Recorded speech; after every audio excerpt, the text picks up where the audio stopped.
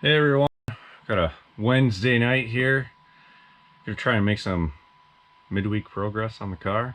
It's been out here for about a week now. It was actually last Wednesday, so it'll be exactly a week when it arrived here. I've been working away in the garage a little bit inside, organizing and revamping a couple things here, trying to make a bit more workable space. And tonight I am gonna start on the actual car flipper. So we're gonna try and get this thing on its side. Not sure if it's going to be completed this evening, but we'll at least put some time in, get a go on it. And first thing, I want to actually replace the casters. Well, 3 of the remaining casters that are on the bottom of this skid that I have here to move it around. Get a little closer to the floor with these smaller casters, which will make it easier to build the jig and the flipper. And right now I'm missing one anyways, so we have one that's just a jack stand there. Had a little incident unloading the car. Originally, I had these swivel casters on it, and they didn't stand up to the task. Let's grab one here. So they flexed back and forth enough to the point that that's actually half of the wheel. It pulled the bolts right through it. Bent the center enough that these kind of wobbled back and forth and the tires rubbed. One ended up separating and then popping the tube in there. So Infamous was nice enough to jam on another one on there. It was not a swivel caster, so it was actually pointed towards the back of the car. And when we tried to get the car up into the garage, it didn't like that angle. A little too much leverage, and it removed itself. So you'll see that in the video, or have seen it in the video already. And so I'm gonna put these newer ones on that I have. They've actually been let me grab one here. I've had them for a couple years now. I got them out of a scrap bin. So we had these nice solid casters here, and they actually have a grease zerk on the axle of the wheel and also in the swivel. It has little ball bearings all around the top there, so not a whole lot of failure points here, and this should last a lot longer. So I'm gonna throw them on there real quick here. I've got the back jacked up already, and we'll try and get this set up, and then I will start working on the wood car flipper.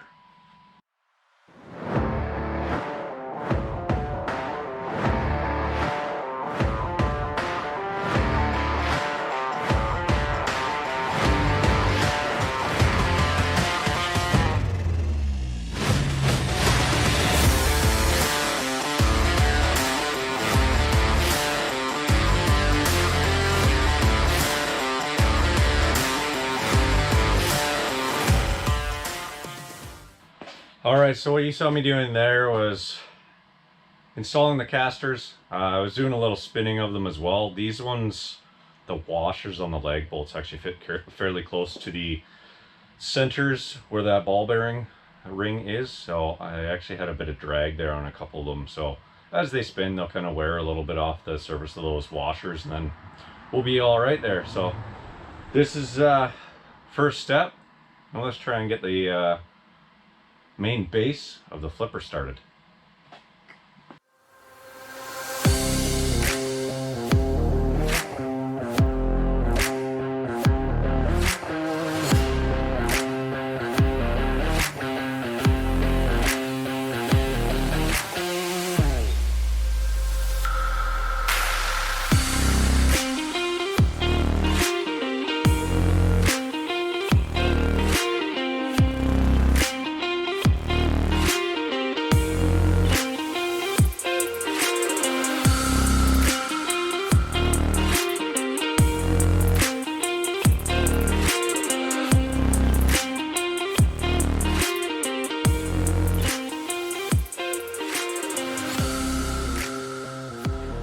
So I've never done anything quite like this before, so a lot of this is trial and error. There's not a whole lot of information that gives precision measurements, or really any kind of measurements that I was able to find. So we're going to start here with our jigsaw. I couldn't find the more aggressive bits. This is way too fine of a, blade.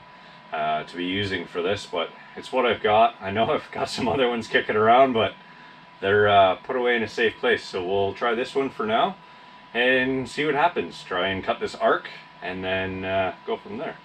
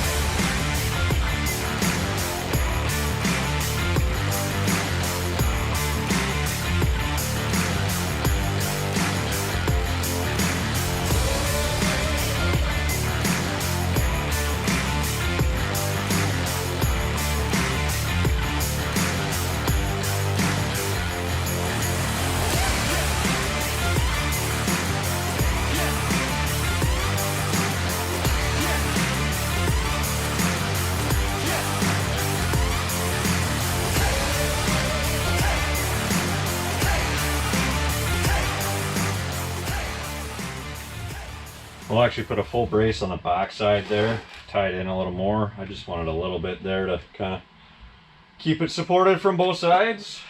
Also going to put a full piece like this on the back side here. I've already got that cut, and need to just radius off a little bit on this piece here, just for when it rolls. So I actually should push my support plate in there a little bit, because that way I won't have to cut it. This is actually all a lot more rigid. It's actually got a bit of twist off the back side of this here, just because this is only, well, 2 screws. And looking pretty close. I can also run a lot more in here to stiffen this up. And I may actually run a couple screws right through that'll actually contact the back piece. You're getting more of the sandwich effect there. Getting pretty close. Not bad. Not bad. We'll get this thing torn off the car and see what we can do from the back side, and then basically just start mirroring everything for the front side.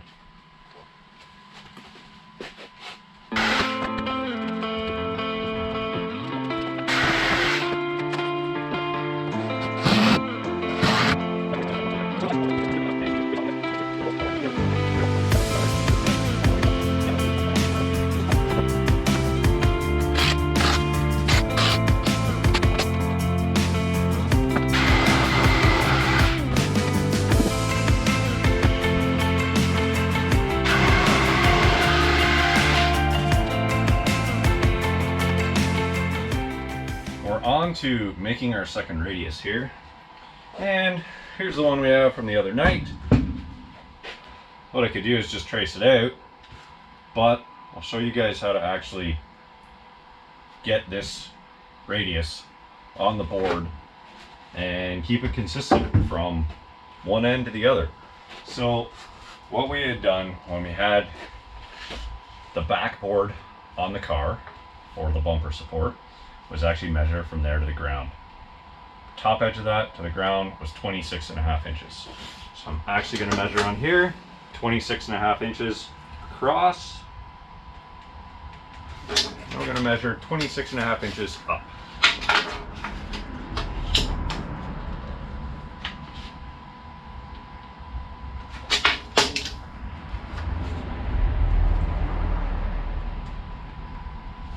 we have our intersect point.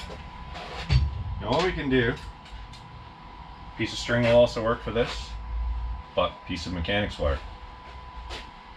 Going to take this, put it at our intersect point. It's going to be our pivot for drawing.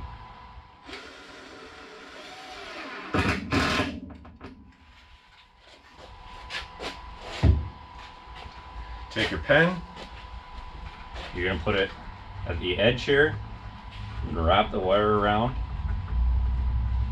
right till you get to the very edge. There, here. Something to keep in mind when you're doing this, you're going to want to make sure your pen is perpendicular to the board. If it is angled in towards our pivot point or out, you're going to be completely uneven in your arc, not going to be consistent all the way across. So what you can do, take your pen, wrap it around a couple times just so it's not going to unravel. Then get to your edge here, mark there, you can check here, mark there. Now, I'm going to do, for example, here is our sweep. I'll actually draw this line properly the first time. You can see my line's intersected there because I kept my pen straight. My line's intersected there. So, if I have the pen tilted inward, you can see we're 3/4 out, or you can see we're 3/8 of an inch inside. I could have my pen out there, and look, I'm an inch out now. So the arc wouldn't be the same or anywhere near consistent of the other one. So just take your time, build yourself a pivot point, get a string, a piece of wire, anything that gives you a consistent point, and then you've got your line. So we now have a nice line drawn through here, and we can cut. And then afterwards, we'll actually compare and see how close they are.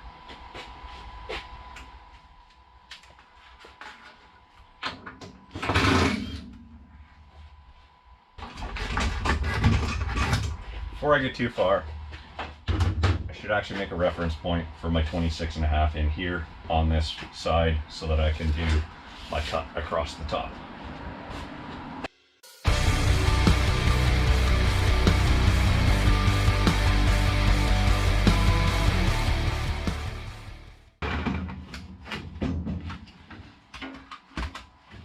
All right, number 2. Now the true test.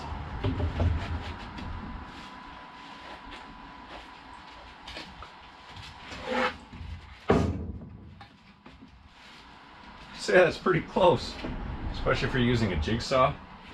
We can go over these both. Actually, I think the second one turned out smoother than the first one. We got some bumps and such, we can go over with a flat disc and just kind of smooth them out so it rolls on the floor a little easier. Turned out real nice.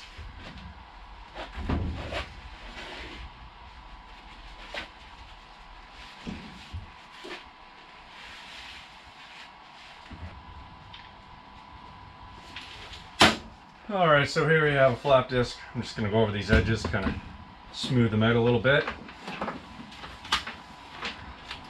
More power here. Just get right in any of the bumps that were there.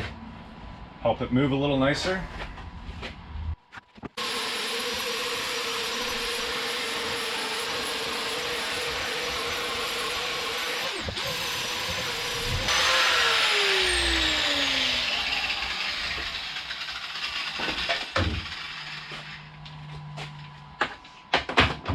Alright, that's enough smell for one night. Here's our piece. All finished up. Not bad, not bad.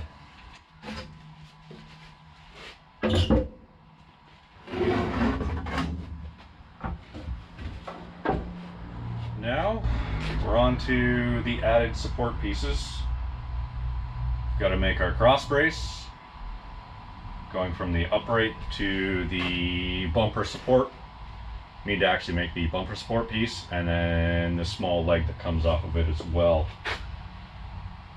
So I think we're pretty close to being finished with the jigsaw. Back to the chop saw.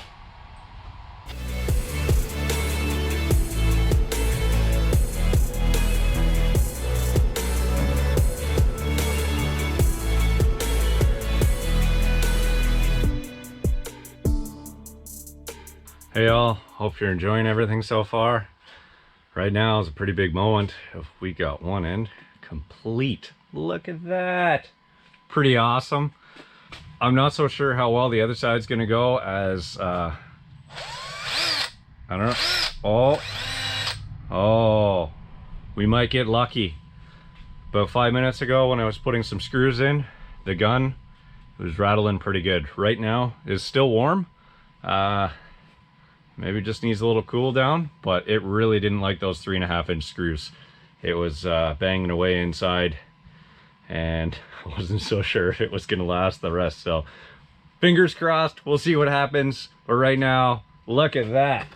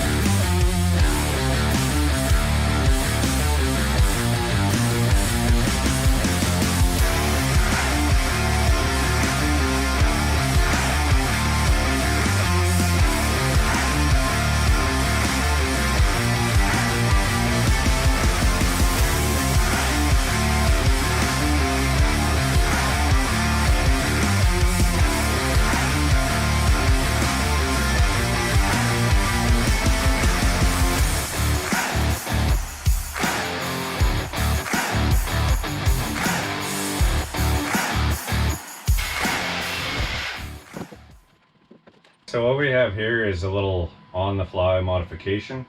Because I cut this brace shorter than on the back side because I had my leftover piece.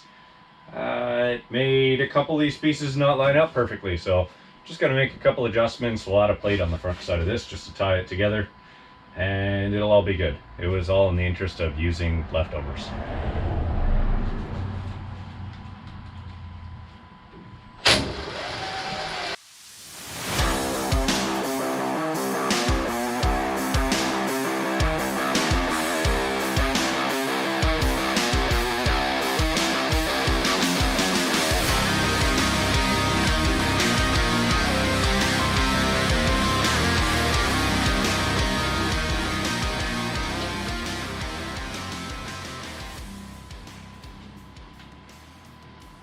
I think I'm out of pieces. I'm not particularly a huge fan of this add-on. It doesn't look very clean, but you can always change that later. If I want to put another piece of 2x6, I can just loosen this off, bring it up, and then get rid of this and do a proper piece behind as well. Okay, so this is kind of a really big step. I've got the car on the flipper, essentially. All the weight is on this now. I took the floor jack, just lifted it up a little bit to get the skid out from underneath with the dolly wheels on it. I'm gonna just double check and make sure these rear bumper bolts are tight, and then I'm gonna try and flip it.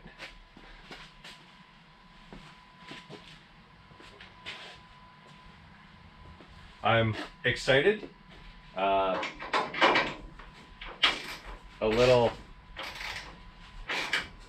apprehensive, kind of freaked out because I've never put a car on its side before.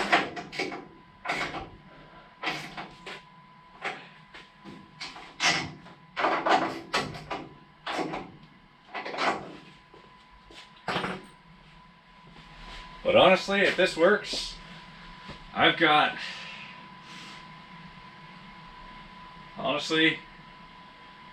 about $20 into this now, because all this wood was sitting around. I've had the 2x6s for 4 or 5 years. I already used them in the garage to support the ceiling when I had the jack post holding it up when I put the beam in. A couple of these are 20-year-old pressure treated 2x6s from my dad from when he built some sort of structure many years ago. So they're recycled from that. I've got some screws and $5 in lag bolts and washers, so I probably only actually got $10 into this now, realistically. I guess I might as well just give it a go here and hope that we have enough clearance. I tried to shift it enough over so it won't hit the garage door opener here. I'm not so sure about the beam. I measured, it'll be really close. The roof is definitely narrower than the quarters.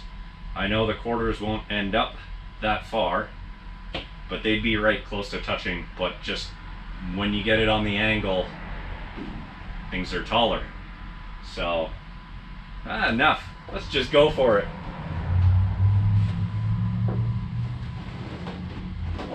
It's actually pretty easy. Looks like we're not going to hit anything there.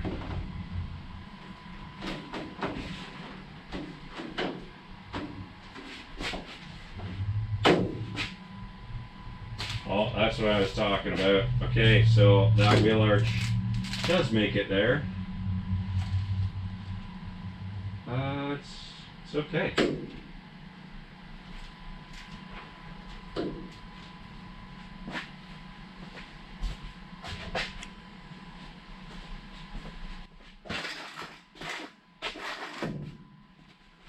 Holy crap, I've got a car on its side. This is crazy. I'm thrilled, to say the least. And this just opens up all the amount of work that I can do that much easier working on the bottom, and I'll give you guys a look. So, as you can see behind me, we have Project Zero on its side. I must say, I'm actually seriously impressed with how much primer's on the bottom of this. There is a couple spots where the skid was directly contacting. Couple spots here. Again, pretty tight up in there. Spot that needs a bit more cleaning. That's actually white along the back. And then we got a couple spots down on the bottom there. But I must say, I'm very impressed with how much got on there, because you can actually see the skid behind me. And well, it's a little hard to actually spray through a skid. So I just put the paint gun up through the slats in the skid, kind of pivoted the wrist, and fogged that primer on as best I could. There wasn't a whole lot of other options. I didn't want it to flash rust from what was blasted there, and I've got a couple spots to touch up. There's a couple spots actually that didn't get blasted very well where the skid was, same reason. So I'll go over that, clean it up. Just a little spot here and a little bit down there. So we'll go over that, clean it all up, get some rust converter on there, and then it'll be no problem. But now I can actually work on the bottom. It's a little snug, as you can see here with the donor engine as far as fitment there. Need a taller and bigger garage, but we've made it work with what I've got here. Really not that big in here. Ceilings, as you can tell from how close I am to the floor joists, we're about 7 feet here. Garage door opener, it's like the beam, make contact from time to time. Next year, hopefully get ceilings raised about 2 feet, and that will make projects even easier to work on. But for now, we're gonna make things happen. You can see here on the bottom side where that frame rail was actually drilled out, all the spot welds here. We've got a shock tower bracket that's kind of twisted up, but it's still there.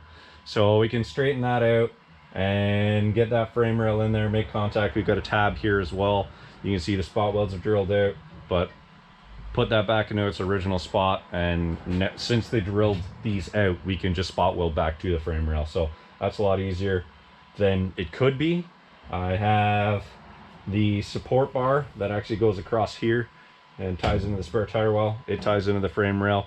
I was able to get one of them. That was not a fun job to actually lay on the ground in the wrecking yard, as you saw on one of the other videos. To actually get that out would have been way easier in the air. I'm missing the coil bucket here, which I was able to get as well from them. It was very, very clean, and I was fortunate enough to find a car that clean, because the other coupe that I saw there I thought was clean. Closer inspection, really scaly. The coil bucket had actually swollen up with rust, so definitely not a good one. By the time you sandblasted it, it wouldn't have had a lot of structure left to it. So down along the bottom, look okay. We've got some factory seam sealer there. We've got our coil bucket. Everything's intact. The upper torque box, half of it is here. Half of it was removed, unfortunately. So I did have to go ahead and actually get a Wild Rides upper torque box, which is a whole assembly. Unfortunately, a torque box brace kit wouldn't have given me the mounting point. It just would have stiffened it up. We do have a bit of frame rail left here, so I'm gonna have to actually come into here, drill these spot welds out, remove this section, and then as well at the back drill the spot welds out there. I've got the bumper support bracket, luckily they left that intact. I will have to drill up in through here, get rid of those spot welds, and then I can actually slide the entire frame rail from National Parts Depot in. There is only two that I was able to find. National Parts Depot and LMR carry the frame rails.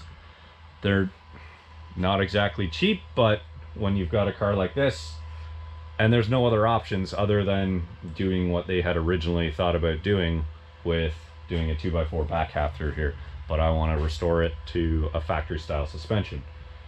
The other option I had looked into to avoid having to do this and just having to do the frame rail was Maximum Motorsports torque arm. That would have been really nice, would have handled really well, but they were all sold out, and any used one that I found was gone before I even messaged. And there's a little more in the US that I had seen on the forums, but by the time you get it up here, get it shipped, I already had purchased the upper torque box kit from Wild Rides, and also the frame rail from National Parts Depot, and it was sitting in Florida. So it was worth my while to just spend the money and get them shipped up here and be able to put the car together. So I've been planning to start this car since about April, since the parts were in Florida in February. We had major uproar with coronavirus, borders were shut down, and our planned trip for the first week of April never happened. So I never got my parts. Shipping prices were crazy. I tried a couple different avenues and nothing made sense. So it took until now to be able to get the parts up here. I got them about a month and a half ago, which then sparked the start of the car. So there you have it, guys. It's on its side, and I've got a lot of work ahead of me, but stay tuned. It's going to be amazing. Going to be a cool ride. Going to be a cool journey along the way. Make sure you guys subscribe, click the like button, and get that bell so that you know when the next videos are up. Have a great evening, guys, and this is an awesome way to finish a weekend. Hope you guys have a great week.